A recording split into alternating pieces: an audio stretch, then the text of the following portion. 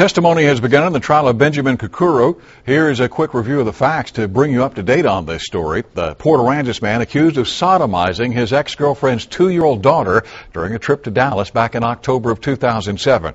Curcuru was charged with injury to a child and aggravated sexual assault of a child. His ex-girlfriend, Friesenhahn, who was also the mother of the victim, faces the same charges. Her case is still pending.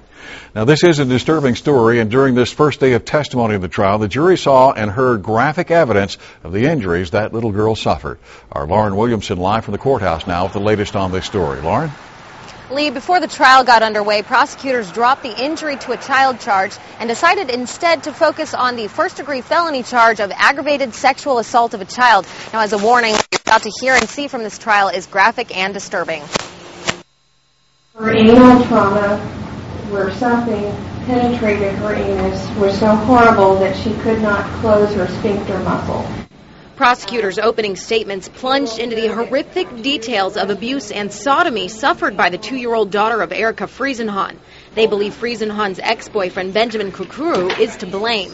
The first witness, a forensic nurse from Driscoll Children's Hospital, who explained the extensive bruising she found all over the toddler's body. Quarter-size marks on her cheeks, even on her lip, scratches behind the ear, patches of hair that had been ripped off the girl's head, and graphic pictures of the girl's rectum that had been torn in several places and was infected. It's the worst injury I've seen in 25 years of being a nurse. The defense tried to argue that the wounds could have been self-inflicted or done by someone else's hands, though Dr. Nancy Harper, a child abuse specialist, refuted those theories in her testimony. She demonstrated no concerning behaviors after she left the hospital. No poking at her butt, no hair pulling, no hurting herself, none of those.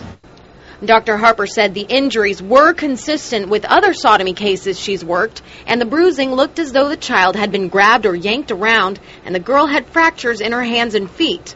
The toddler's mother is set to testify. Prosecutors believe her story will solidify their case against Curcuru.